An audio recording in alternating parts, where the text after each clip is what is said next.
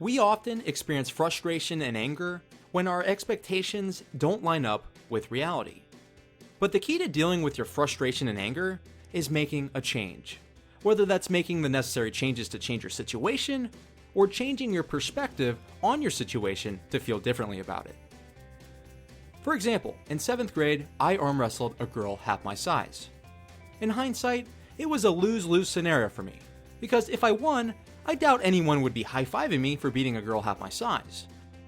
And if I lost, it would be pretty sad because that would mean I'm incredibly weak.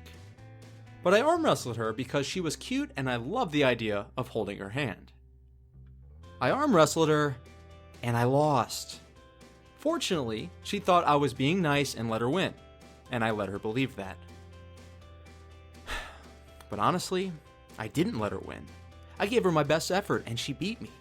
I was so angry and frustrated with myself that I was motivated to get stronger. I bought a set of free weights and started working out in my garage almost every day. Fast forward 6 months of rigorous training later, and if that girl wanted to arm wrestle again, I'm confident I probably would take her down. Okay, maybe this story won't be turned into an inspirational movie, but it illustrates taking ownership of a frustration and making changes to change the situation as opposed to waiting for your situation to magically change.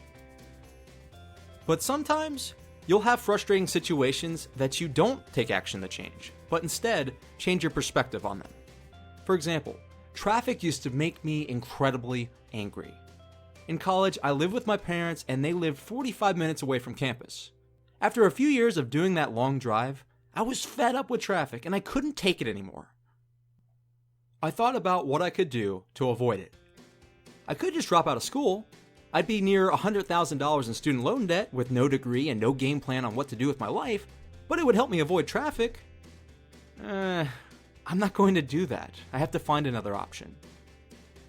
I could move out of my parents' house and rent a place near campus. No, there's no way I'm doing that. Like, I'm going to pass up living with my parents rent-free to pay $1,000 a month to rent a place closer to avoid traffic? Here's the thing.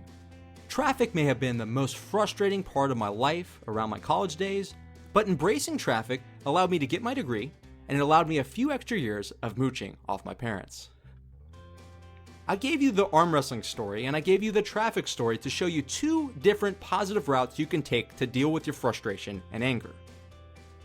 Maybe it's like me in middle school with my muscles, and you make the necessary changes to address a weakness. Or maybe it's like me with traffic. Maybe the sacrifice you would need to make to change your situation isn't worth it to you. And maybe you realize you're choosing to be in the situation you're in because it's giving you some type of positive return in the present or future. Maybe you change your perspective on the situation and it makes you less angry and frustrated. My friend, let go of how the world should be, how people should act, and focus on what you can do personally to overcome your frustration and anger. Will it be with new actions or a new perspective?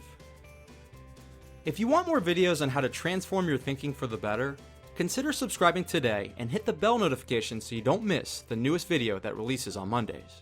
Thank you so much for watching, and I'll see you in the next video.